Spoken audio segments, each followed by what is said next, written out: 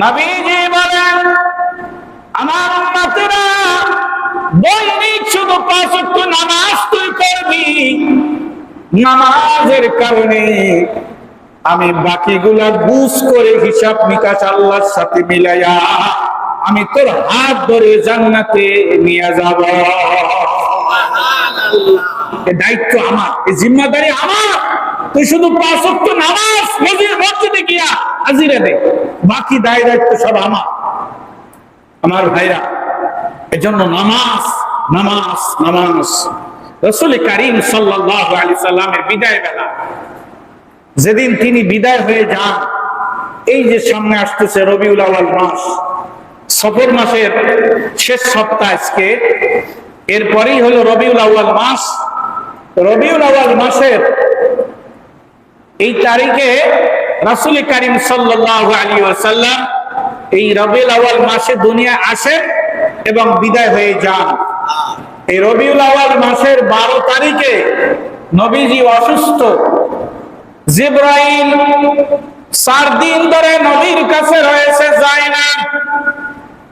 উপস্থিত সাহাবীরা বলেন, ভাই জিবরিল, আপনি কেন যান না? 4 দিন ধরে নবীর কাছে আছেন। জিবরিল বলে, নবীজির বিদায় বেলা আমি কেমন করে তাকে ফেলে রেখে যাই?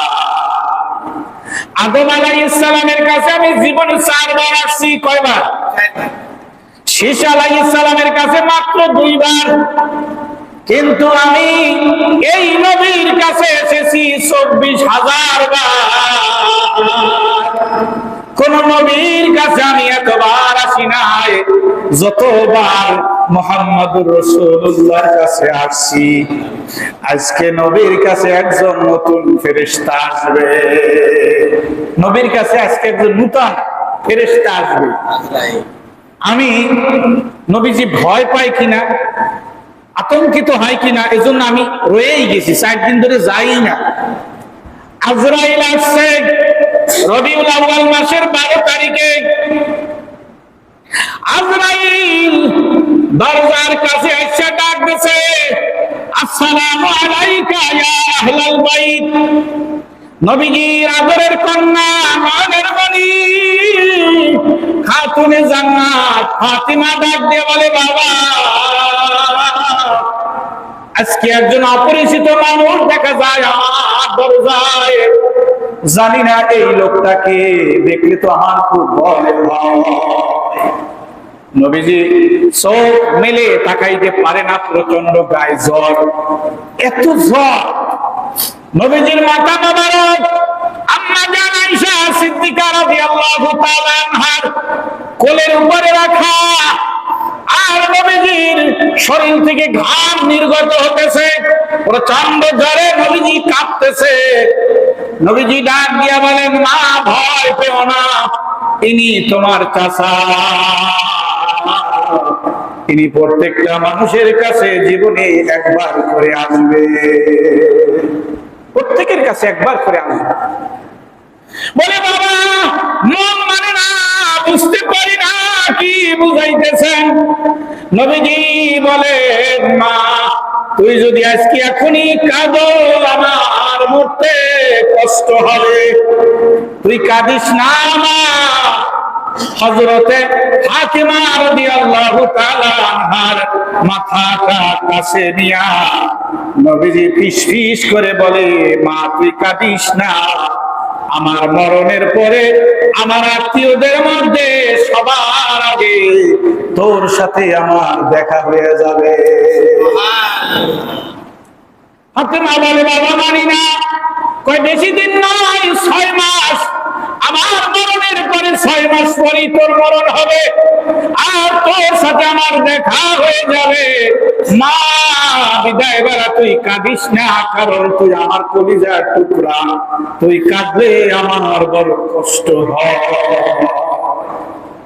এই করুণ অবস্থায় আজরাইল ডাক দিয়া বলে, ইয়া রাসূলুল্লাহ, ইয়া হাবিবাল্লাহ, আমি তো এসেই গেছি, প্রত্যেকটা মানুষের জীবনে আমি একবার করে আসব, আপনার জীবনেও আমি এসে গেছি। আমি সালাম দিলাম, নবী গো অনুমতি যদি দেন আমি ভিতরে আসব। আল্লাহ বলে দিয়েছে, শোনো আজরাইল, এই পৃথিবীতে কোটি কোটি মানুষ, 313 জন রসুল, 1,24,000 পয়গম্বর, 1,24,000 নবী, 313 জন রসুল, কোটি কোটি মানুষ, প্রত্যেকের রূহ তুমি কবজ করবা। কারণ অনুমতি পারমিশন নেওয়ার প্রয়োজন নাই, কিন্তু আমার হাবিব মুহাম্মদুর রাসূলুল্লাহ সাল্লাল্লাহু আলাইহি সাল্লাম আমার বন্ধু রূহটা কবজ করবা কিনা, তার ঘরে ঢুকবা কিনা, তার সাথে মোলাকাত করবা কিনা, তার পারমিশন নিয়া তারপরে ভিতরে ঢুকবা। সুবহানাল্লাহ বলবেন না? কোন নবীর উম্মত হইলাম বুঝলেন না? খালি সমানে দাড়ি কামাইতেই থাকে, কামায় প্রতিদিন গোসলের আগে খালি কামায়। কি কথা ঠিক কিনা? নবীর উম্মত তুমি দাড়ি কামাও, এটা একটা সাইনবোর্ড যে আমি আখিরি জামানার নবীর উম্মত, আমার মুখে লম্বা দাড়ি, আর এই দাড়িটা তুমি কাইতে ফেলাও, আফসোস হয় না, দুঃখ হয় না? হাসরের ময়দানে তুমি কি পরিচয় দিবা বলো? তোমার মুখে তো দাড়ি নাই, নবীর কাছে যাইয়া কিভাবে বলবা যে নবী আমি তো আপনার উম্মত? এটা বলবা কেমনে? তোমার তো মুখে দাড়ি নাই, সাইনবোর্ড নাই, নেম প্লেটে তোমার নাম লেখা নাই, সাইনবোর্ড লাগাও, সাইনবোর্ড। আমি একটা কিতাবের ভিতরে পড়েছি, এক বুজুর্গ কবরে গেছে, বলছে এই কবরের খবর আপনারা কি করে জানেন? হ্যাঁ, এটা স্বপ্নের মাধ্যমে জানানো সম্ভব। ওই বুজুর্গ কবরে গেছে, ওনার এক কলিগ, সে স্বপ্নে দেখতেছে তার বন্ধু জান্নাতে উড়ে বেড়াচ্ছে। ওই বুজুর্গ তা জিজ্ঞেস করছে, আল্লাহ তোমার সঙ্গে কি ব্যবহার করছে কবরে? বলছে আমাকে প্রশ্ন করছিল ফেরেশতারা, আমি বলছি দেখো চিল্লি চিল্লি করো না, আমি কিছুই আনতে পারি না, আমি একটা জিনিস নিয়ে আসছি। কি? বলে আমার এই মুখে সাদা দাড়ি দেখতে পাও না? বলছে হ্যাঁ দেখতে পাই। বলছে কে আল্লাহ বলে না যে সাদা দাড়িওয়ালা বান্দা কবরে আসলে আল্লাহ লজ্জা পায়, সাদা দাড়িওয়ালা বান্দা দোয়া করলে দোয়া ফেরত দিতে আল্লাহ লজ্জা হয়? এই কথা শোনোনি? আমি তো সাদা দাড়ি নিয়ে আসছি, আমি তো একটা সাইনবোর্ড নিয়ে আসছি, তোমরা কি সাইনবোর্ড দেখতে পাও না? ফেরেশতারা বলতেছে আল্লাহ তো চিল্লে চিল্লি করে, কয় কি কয়? হে সাদা দাড়ি নিয়ে আসছে, কবর ছেড়ে দাও, আমি তারে মাফ করে দিছি। কারণ ওই দাড়িটা তো আমার বন্ধু, আমার বন্ধুর মুখে এখনো দাড়ি আছে, আর সেই দাড়ি নিয়ে যদি কবরে আযাব ভোগ করে মুহাম্মাদের সাথে বিরোধিতা হবে, এটা সম্ভব নয়। ওকে ছেড়ে দে, আমি ওরে মাফ করে দিছি, ওরে জান্নাতে পৌঁছায়া দিই। ফিরে উপস্থিতি, এজন্য দাড়ি নিয়ে কবরে যান। একটা সুন্নত আমার সাথে যাবে, একটা সুন্নত আমার সাথে যাবে, সে হলো দাড়ি।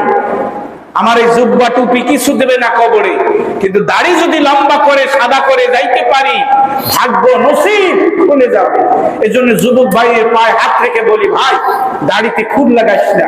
রবিউল আউয়াল মাস সামনে, এই মাসকে সাক্ষী রেখে, আমার হাবিবকে সাক্ষী রেখে আজকের থেকে দাড়িটা লম্বা রেখে দাও। আমি প্রত্যেক রবিউল আউয়াল মাসে আলোচনায় বলি, আর প্রত্যেক আলোচনায় একজন দুইজন করে যুবক হাত জাগায় যে হুজুর আর জীবনে দাড়িতে খুল লাগাবো না, কোরবান আমার হাতে আছে। আমি মসজিদে বসে কথা বলছি, আমার কবরে আপনারা কেউ যাবেন না। অতএব এই মসজিদ থেকে আমি যুবকদের চাই যে হুজুর এবছর এই রবিউল আউয়াল মাস আসতে না আসতে আমি আর দাড়িতে খুব লাগাবো না, দাড়ি ছেড়ে দেবো, লম্বা যা হবে এক মুষ্টি এভাবে, এরপরে যদি অতিরিক্ত হয় কাটা ছাটা যাবে, তাছাড়া কাটাও যাবে না, ছাটাও যাবে না। উপস্থিতি, হাসরের ময়দানে ফেরেশতারা ঘুরবে, আল্লাহ বলবেন যাও যাও, আমার হাবিবের চেহারার সাথে যাদের মিল আছে, আমার ভাইরা যে যে অবস্থায় মারা যাবে হাসরের ময়দানে ওই অবস্থায় আল্লাহর আদালতে হাজির হবে। মদের বোতল মদ খাইয়ে খাইয়ে মারা গেছে, ওই হাসরের ময়দানে মদের বোতল নিয়ে আল্লাহর দরবারে হাজির হবে।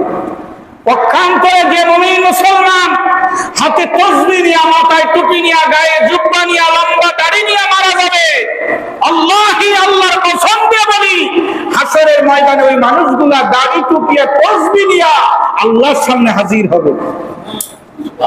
আরো জোরে বলেন সুবহানাল্লাহ। যেটা বলতেছিলাম, নবীজি জিব্রাইলকে বলে, জিবরিল আমি যদি তোমাকে পারমিশন না দেই, জিব্রাইল বলেছে চূড়ান্ত সিদ্ধান্ত করে আমি এসেছি। আল্লাহ যখন আমাকে অর্ডার দিয়েছে আজরাইল আমার বন্ধুর কাছে যাবে, তবে অর্ডার দিয়ে যাবে, হুকুম নিয়ে যাবে। যদি আমার বন্ধু বলে আসো আজরাইল, তবে যাবে। আর যদি আমার বন্ধু অর্ডার না দেয়, পারমিশন না দেয়, তাহলে আমার বন্ধুর রূহ তুমি বাহির করবে না। এদিকে খেয়াল করেন আমার ভাইরা। আজরাইল বলে, হুজুর এটা আমি চূড়ান্ত করে আসছি, নবী যদি যাইতে বলে তা আমি যাব, আর নবী যদি যাইতে না বলে ফিরে আসবে। তখন নবীজি মুস্কি হাসি দিয়া বলেন, বালির রফিকিল আলা, আজরাইল জিবরাইল আমাকে বলেছে আমার বন্ধু নাকি আমার দিদারের অপেক্ষা করতেছে। আল্লাহ আমার দিদারের অপেক্ষায় করে আর আমি মদিনায় শুয়ে থাকবো, তা হয় না, আমি যাইতে রাজি। তখন বিদায় বেলা সাহাবীরা নবীর ইন্তেকালের সময়, কঠিন মুহূর্তে বাবার ইন্তেকালের সময় মেয়ে আয়েশা বলে, বাবা তোমার মনে কোনো কষ্ট আছে কিনা? ছেলে আয়েশা বলে, বাবা কিছু খাইতে মনে চাই কিনা? আত্মীয় স্বজনেরা মুখে পানি দেওয়ার আগে বলে, কোনো কথা বাকি আছে কিনা? সাহাবীরা নবীজির বিদায় বেলা কাছে যাইয়া বলে, গো নবীজি যান, চলে যান, এতিম করে যান, আর জীবনে দুনিয়ায় দেখা হবে না। তবে বিদায় বেলা জানতে চাই কোন আমলে আমরা নাজাত পাবো, কোন আমলে কোন কাজে আল্লাহ বেশি খুশি। নবীজি দুই চোখের পানি ছেড়ে দিয়া বলে, সাহাবীরা রে, সালাত সালাত সালাত, আমার উম্মতেরা নামাজ নামাজ নামাজ নামাজ ঠিক রাখো, সব ঠিক হইয়া যাবে। নবীজি শেষ বেলা উম্মতের জন্য হাদিয়া দিয়ে গেছে, কি বলেন তো? আরো জোরে বলে, নামাজ নামাজ নামাজ। আজকে আমি সফর মাসে বিদায় বেলা ওয়াদা নিতে চাই, যে জীবন থাকার যাক 5 ওয়াক্ত নামাজ যাবে না। একটু হাত জায়গায় দেখায়, নারায়ে তাকবীর। আল্লাহ হাতগুলো কবুল করে নেন, আমিন। কি ওয়াদা করলাম আল্লাহর ঘরে বসে? বলে জীবন থাক আর যাক, কি ছাড়বো না? নামাজ ছাড়বো না। কারণ এটা আমার নবীর বিদায় বেলা ওসিয়ত। ওসিয়ত মানা ওয়াজিব। বাবা যদি ওসিয়ত করে যায়, বাবা আব্দুল আজিজ জামে মসজিদে আমি 500 টাকার নাম লেখাইছিলাম, টাকাটা দিয়ে দিও, ছেলের জন্য ভিক্ষা করে হলেও এই টাকা দেওয়া ওয়াজিব। কথা বুঝাইতে পারি না? বাবাই যদি ওসিয়ত করে, বাবা আমার ওখান থেকে 2 পয়েন্ট জমি তুমি মসজিদে দিয়ে দিও, এটা মানা ছেলের জন্য ওয়াজিব। নবীজি ওসিয়ত করলেন, উম্মত জান্নাতে যদি আমার সাথে যাইতে চাও, জাহান্নাম থেকে যদি মুক্তি পাইতে চাও, নামাজ নামাজ নামাজ, নামাজের বিকল্প কিছু নাই। আমি নামাজের দিক বলতে বলতে চলে আইছি, আমার সময় তো শেষ। মেরে উপস্থিতি বলতেছিলাম, আল্লাহ আমার রব। বলেন, আল্লাহ আমার রব। যিনি আমার রব তিনি আমার সব, যিনি আমার রব তিনি আমার সব। নামাজ কেন পড়ব? এই কেন নামাজ পড়ব এটা বুঝাতে গিয়ে আমি বিগত কয়েক সপ্তাহ আপনাদেরকে তাফসীর করতেছিলাম সূরা ইয়াসিন এবং সূরা মুমিনুন থেকে। আল্লাহ বলেন, এজন্য তুমি নামাজ পড়বে, আমি তোমাকে তিল তিল করে তোমার মায়ের গর্ভে বড় করেছি, লালন পালন করেছি, যেখানে তোমার মা বাবার কোনো হাত ছিল না। পূর্ণাঙ্গ মানুষ আমি হয়ে গেছি। চোখ ফুটিনি। চোখ কখন ফোটে? পৃথিবীতে যখন সন্তান মাথা দুনিয়ায় আসে আগে, মাথা আসবে, চোখ আসবে, সঙ্গে সঙ্গে চোখ ফুটে যাবে। আর বিজ্ঞান বলে 2 চোখে 26 কোটি ক্যামেরা একযোগে ওপেন হয়ে যাবে। এক এক চোখে 13 কোটি ক্যামেরা আল্লাহ দিয়ে দিছে। এজন্য নামাজ পড়ো যে আল্লাহ আমাকে অন্ধ বানায় নাই। কথা ঠিক কিনা বলে? কত অন্ধ রাস্তায় ফেরিঘাটে, স্টেশনে, নিউ মার্কেটের দোকানে দোকানে ঘুরে হাত বাড়ায়া বলে একটা টাকা দিবি রে, আমি অন্ধ, কাজ করতে পারি না। আমি তোর চক্ষু দিলাম, 26 কোটি ক্যামেরা দিয়ে তোর চক্ষু দুইটা আমি সাজাইলাম। কোনো কিছু দেখতে তোর কষ্ট হয় না, আনিজি হয় না, সমস্যা হয় না, ব্যাঘাত ঘটে না। এই চোখের শুকুরের জন্য ফজরের 2 রাকাত নামাজ আমি ফরজ করে দিলাম। কত মানুষ বোবা দুনিয়ায় আইসা আল্লাহর উপরে কথা বলতে পারে না। ওই বোবার মায়ের মনে কত কষ্ট, বাবার মনে কত কষ্ট। আমি নিজে দেখেছি, একটা ছেলে 5 বছর বয়স, কথা বলতে পারে না। আমার কাছে প্রতিদিন আসতো, হুজুর সূরা ইয়াসিন পড়ে ফু দিয়া দেবেন, 500 করে হাতিয়া দেব। আমি ফু দিতাম, কথা বলতে পারে না। মাদ্রাস নিয়ে গেছে, সিঙ্গাপুর নিয়ে গেছে, ব্যাংকক নিয়ে গেছে, কোন ডাক্তার জবান ফিরা দিতে পারে না। বড় ধনী ঘরের ছেলে, শেষ পর্যন্ত ইংল্যান্ডে নিয়ে গেছে, জবান ফিরা দিতে পারে না। ডাক্তার বলে দিয়েছে এ বাচ্চা জন্মগত ভাবে বোবা, জীবনে কথা বলবে না। মা কাঁদে, বাবা কাঁদে, গলায় গলায় হাত দিয়া দুটি সন্তান জড়াইয়া কাঁদে আর চুমা দেয়। আল্লাহ সন্তান দিলি ছেলে, কিন্তু বোবা বানাইলি, জীবনে মা বলতে পারবে না। একবার মা শোনার জন্য মা কানের দোল, নাকের ফুল খুলে গলার হার বিক্রি করে দেয়, জমি জাতি সব বিক্রি করে দিয়ে সর্বোচ্চ খুয়াইয়া ডাক্তার দেখাইয়া বোবা ছেলেকে একবার মা আর আব্বা বলবি, কলিজা ঠান্ডা হবে। আল্লাহ বলেনি জবান আমি তোরে বিনা বলে দিলাম, এই জবান দিয়া কত অশ্লীল ফায়সা কথা তুই বলো, কত গান বলো, কিন্তু এই জবান দিয়া একবার আল্লাহ বলে দেখ, তোর কলিজা ঠান্ডা হয়ে যাবে। জবান দিয়েছে আল্লাহ, সিজদায় যাইয়া বলতে হবে সুবহানা রাব্বিয়াল আ'লা। এজন্য আল্লাহ জবান দিয়েছে। পরে সবকিছু দিলাম, জীবন পাইনি, যৌবন পাইনি, সবকিছু পাইয়া আমাকে হারাইয়া গেলি বান্দা। আয় তবে শোন, তোর এই চোখ আর এই জবান আর এই হাত আর এই পা, এই জীবন আর যৌবন একদিন থাকবে না। ভুল বললাম না ঠিক বললাম? দাদায় খায় মাছের মাথা, দাদায় খায় ইলিশ মাছের ডিম, দাদায় খায় প্রতিদিন এক একটা ডিম হাফ বয়েল, দাদায় খায় ফলের জোর, দাদায় খায় পনির, ঘি, মাখন, দাদায় খায় সাতক্ষীরার দই, নামি দামি দাদায় খায় কত দামি দামি খাবার, কিন্তু দাদায় দিন দিন বুড়া হয়ে যায়, আর নাতি পোতা খায় দিন দিন জোয়ান হইয়া যায়। আল্লাহ বলে খাবারের কোনো শক্তি নাই, ওই বুড়ার পিছনে পাওয়ার নাই।